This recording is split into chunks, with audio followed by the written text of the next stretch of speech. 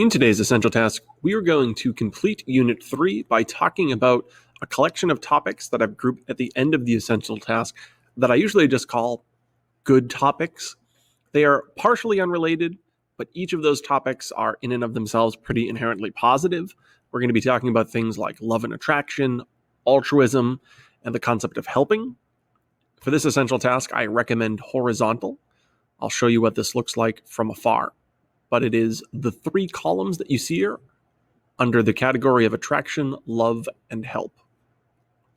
I'll return back to the text of the task, allow you to copy down what is in yellow by pausing the video. But we'll continue and begin all the way on the left by talking about attraction, which will then lead into talking about love. Research has shown that there are three primary reasons why people exhibit what's called interpersonal attraction, meaning attraction between individuals. Those concepts are what we call proximity, similarity, and then physical attraction. We'll start by talking about proximity.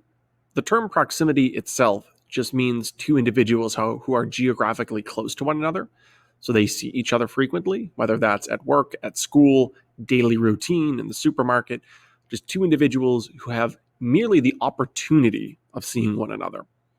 Proximity is closely connected to a phenomenon known as the mere exposure effect, which is the fact that after repeated exposures to someone, typically assessments of attraction increase. So you might not find an individual attractive the first time you meet them, but over time, that level of attraction might increase. We call that phenomenon the mere exposure effect. Research has shown, as the bar graphs here at the bottom indicate, that in this specific study, when individuals were asked to evaluate the attractiveness of, in this circumstance, a classmate, the more frequently that student appeared in class, the higher their overall average of attractiveness happened to be. This concept can be applied to more than just individuals. This concept is also applied to products. It's one of the primary driving forces behind companies like Coca-Cola and McDonald's and Burger King, Pepsi, etc., for frequently advertising on TV. Even if you are well familiar with those companies, the notion of mere exposure plays into the idea that the more you see those commercials, the more familiar you are, potentially the more positive you evaluate those products.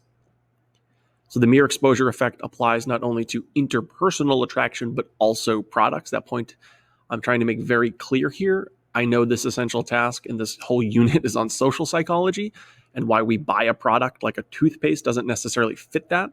So this term mere exposure has an application not only directly to social psychology with interpersonal attraction, but also broadly to something like marketing in the context of why we buy something like a toothpaste. Maybe it's because we've just been exposed to it frequently, and the resulting mere exposure effect results in our willingness to go out and buy that product. So beyond just proximity and seeing somebody frequently and having an increased level of attraction or likeness towards that person after repeated exposures, there's also just the concept of similarity, meaning whether two people share the same political views or the same food interests, the same hobbies. Individuals that have similar characteristics in the context of hobbies and interests are more likely to find one another attractive, which really basically means that we've refuted two of the most common misconceptions, or at least common sayings. One, love at first sight. Not really. It's more love after many exposures. And two, opposites attract. That's also probably not typically true. They might in some circumstances, but by and large, interpersonal attraction occurs more when there are similarities between people, not complete opposites. And then the final one is just simply physical attraction. In a later unit, when we talk about biology, we'll talk a little bit more about the potential evolutionary aspects of interpersonal attraction. So we'll just list physical attraction, leave that to be. We'll explore that concept more in a later unit when we talk about, again, evolutionary psych. But whether it's proximity, similarity, or physical attraction, these are all underlying possibilities that explain why two individuals find one another attractive. Proceeding onward, we're going to continue that on and talk about love, a natural transition after talking about attraction. In research, there are two different types of love, what we call passionate love, and then we'll talk about companionate love at the bottom. Passionate love is the type of love the two individuals share early on in their relationship, meaning there's this really intense level of arousal the two people feel towards one another, that sort of off the charts level of interest. Some people kind of call this something like the honeymoon phase. Typically, as relationships progress after so long, the degree of passionate love starts to wane. So, for example, a couple that's been together for 30 years, the degree of passion in that relationship is probably not the same that it was 30 days into dating. That's because passionate love over time starts to wane, which is important. Clearly stated passionate love is something that's typically exhibited at the start of a relationship. A little bit of a silly mnemonic, but when I look at the word passionate, the word pass stands out, P-A-S-S, and I think of the phrase pass the notebook. And if you look at that picture there, those two individuals are clearly exhibiting that early stage in a relationship, passionate love, when that arousal and attraction to one another is just off the charts. So that's early on. That's going to contrast what we call companionate love. So we take a look here. Now we're looking at later on. We're looking at decades into a relationship, potentially years into a relationship, where instead of that high, intense level of arousal, the individuals in the relationship instead have deep affection and attachment to one another. It's essentially becoming more than best friends with your partner, but not necessarily having that off the charts level of arousal that was once present at the beginning of the relationship. So you think about a couple that's been married for 30 years. I think about my parents who have just reached that mark. Not to judge them, but the level of passionate love has probably waned, has definitely waned, but they are undoubtedly close, affectionate friends with one another, deeply affectionate and attached to one another in what's often called companionate love. So whether you think of your parents or your family members that have been married for a while, or grandparents, or just a couple that you've seen in the movies or in the TV shows, any couple that's been together really for a prolonged period of time, where that high intense arousal has waned, that honeymoon phase has definitely ended, but they are nevertheless undoubtedly still in love. That's companionate love.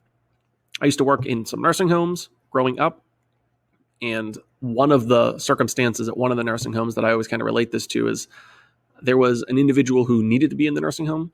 They had gotten to a point in life where, for health reasons, they needed to have that 24-hour care, but their spouse came to the nursing home every single day and spent the majority of the day there up until the point that their spouse went to sleep. Now, that couple certainly doesn't have the same level of passion and that arousal that was present when they first started dating, but they are clearly still deeply attached to one another on a very deep level. That affection and that attachment is what we would call companionate love.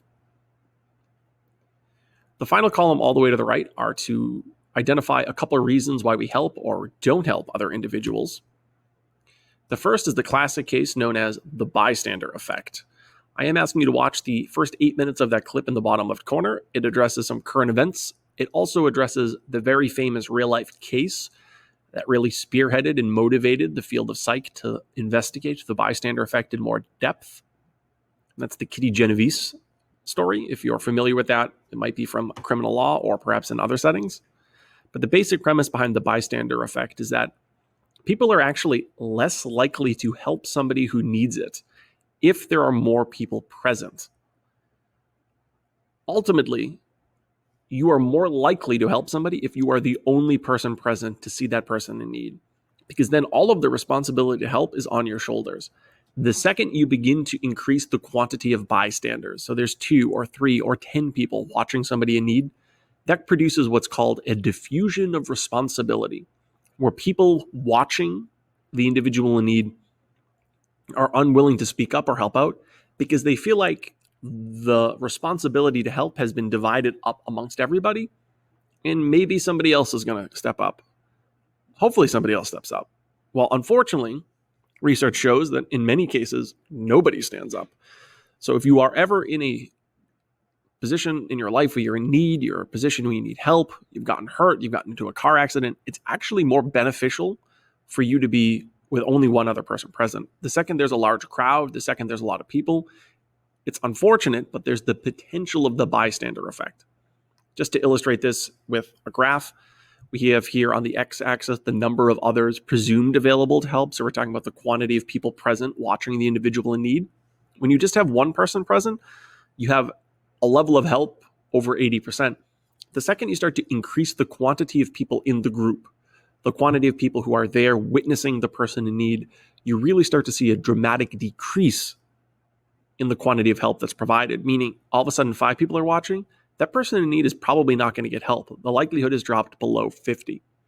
The Kitty Genovese story is a classic case where the bystander effect potentially occurred. There's been some criticism with the way it's been reported, but nevertheless, a classic case of a woman who was attacked on the streets, screamed for help.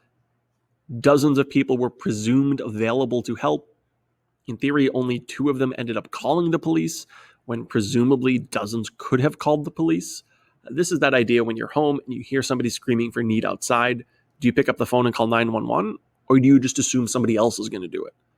Well, a lot of people assume somebody else is going to do it because the responsibility has been diffused. And if that's the case, and everybody feels that way, you might have a situation where nobody calls the police. So make sure if you see somebody in need, do not fall victim to the bystander effect. Progressing onward, this is the second box sort of in the column all the way to the right. Here are some of the motivations behind helping people.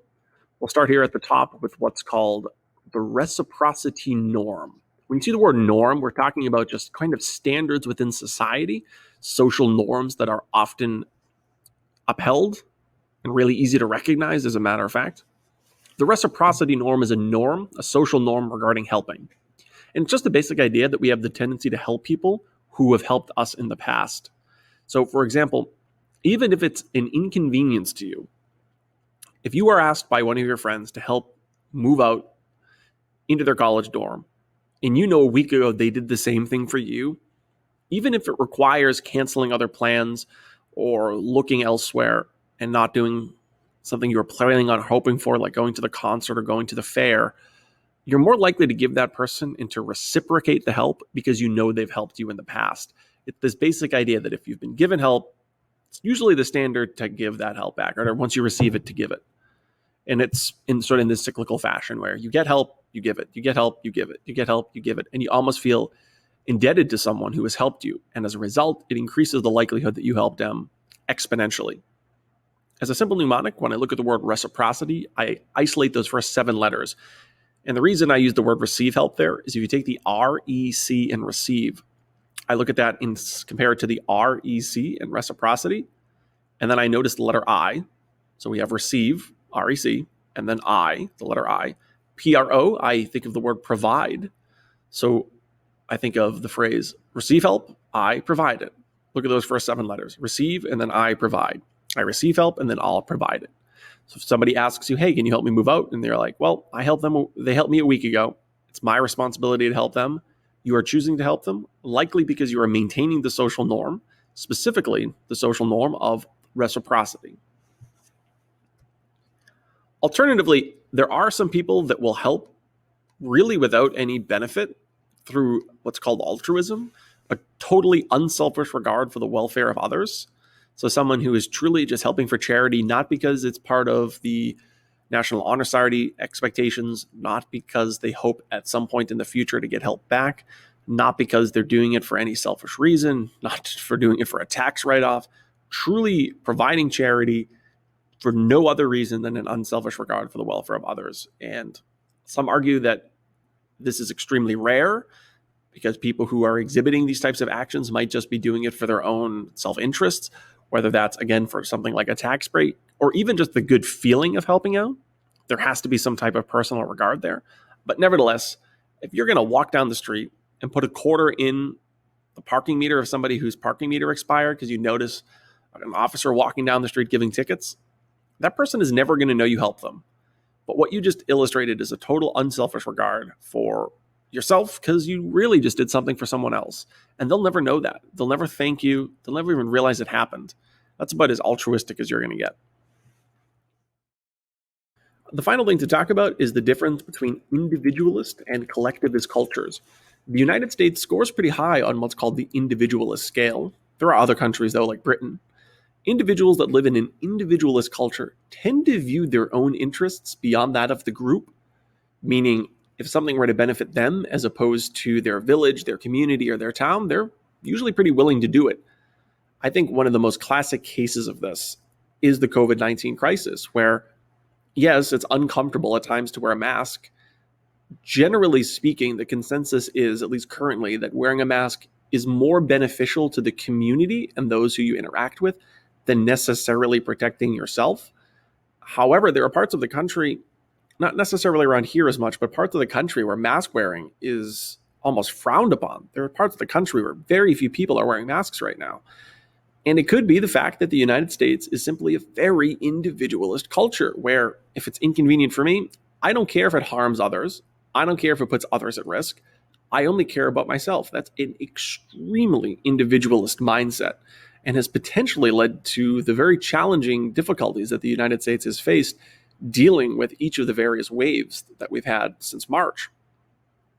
That individualist culture can sometimes lead to what's called individualism, where somebody is willing to identify themselves regarding their own personal attributes as opposed to some type of group membership.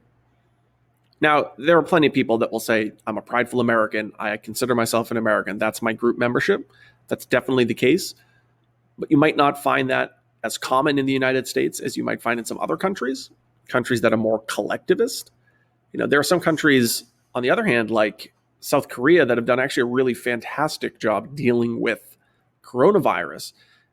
And in those countries, something like mask wearing is going to happen and people are not going to question it. It's likely because those countries are more collectivist, where the importance of the group is placed over the needs of the individual. Where, yeah, it's inconvenient, yeah, it's uncomfortable to wear a mask at times, but it in and of itself protects your neighbors. And that mindset of being willing to inconvenience yourself for your neighbors, for your community, your town, and your group can supersede the needs of you as an individual. When you live in a collectivist culture, ones like Korea, ones like Taiwan, that mindset really we can see clearly when looking at the COVID-19 crisis. And when we question why do we help people, well, in an individualist culture, people may not help because they're more focused on their own self-interests. And in a collectivist culture, if there is someone in need in the group, whether that's a town or a community, you might find people way more willing to help.